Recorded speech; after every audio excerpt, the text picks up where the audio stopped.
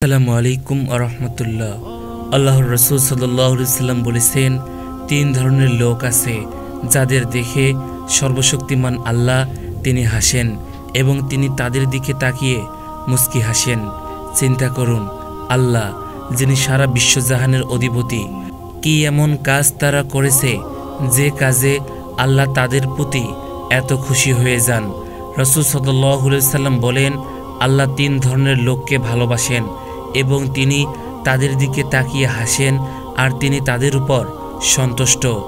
এদের মধ্যে এক শ্রেণী হচ্ছে সেই লোক যার সুন্দরী স্ত্রী আছে এবং খুব আরামদায়ক বিছানা আছে, কিন্তু সে রাতে সুন্দরী স্ত্রী আরামের বিছানা ত্যাগ করে আল্লাহর দরবারে সালাতের জন্য দাঁড়িয়ে যায়। আল্লাহ তাআলা তার এই বান্দাকে ফেরেশতাদেরকে দেখিয়ে বলেন, দেখো সে তার আরামের ঘুম ত্যাগ করল, প্রবৃত্তি তাকে দমন করে আমার স্মরণে দাঁড়িয়ে দিল। ইচ্ছা করলে সে নিদ্রা উপভোগ করতে পারত, নিজের প্রবৃত্তির চাহিদা মেটাতে পারত। আল্লাহ এই ব্যক্তিকে দেখে হাসবেন। সুবহানাল্লাহ। আমরা কি চিন্তা করতে পারছি, আল্লাহ যদি কাউকে দেখে হাসেন, কারো উপর খুশি হয়, তাহলে তার কি অবস্থা হবে, তার জন্য কি অপেক্ষা করছে। ইমাম আহমদে তার মুসনাদে আহমদে বলেন, আল্লাহর রাসূল সাল্লাল্লাহু আলাইহি সাল্লাম বলেন, যখন আমাদের রব কাউকে এই দুনিয়ার জীবনে দেখে হাসবেন, তার বিচার দিবসের কোনো হিসাব দিতে হবে না, বিনা হিসাবে সে জান্নাতে প্রবেশ করবে। কিয়ামত দিবসের যত ভয়ানক ঘটনা ঘটবে, কোনো কিছু তাকে স্পর্শ করতে পারবে না, সে সব কিছু থেকে রক্ষা পাবে, কারণ তাদের কোনো হিসাবের মুখোমুখি হতে হবে না। কবরের ভয়াবহ আযাব, ইয়াউমুল কিয়ামা ভয়ঙ্কর পরিস্থিতি, মাথার উপরে সূর্য, মিজান, ফুলসিরাত, কোনো ধরনের জবাবদিহিতা তার মুখোমুখি তাকে হতে হবে না, সে সব কিছু থেকে মুক্ত।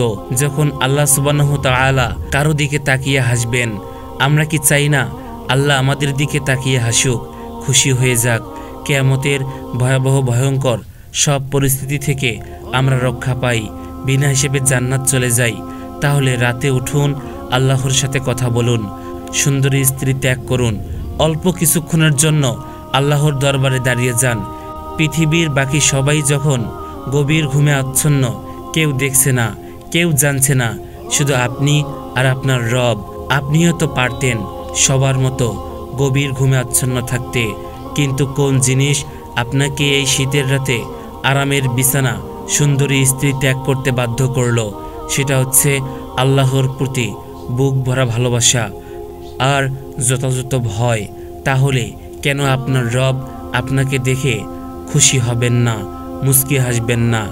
বাকি দুই ধরনের মানুষ হলো, রাসূল সাল্লাল্লাহু আলাইহি সাল্লাম বলেন, আল্লাহ তিন ব্যক্তিকে ভালোবাসেন ও তাদের দেখে মুস্কিতে হাসেন।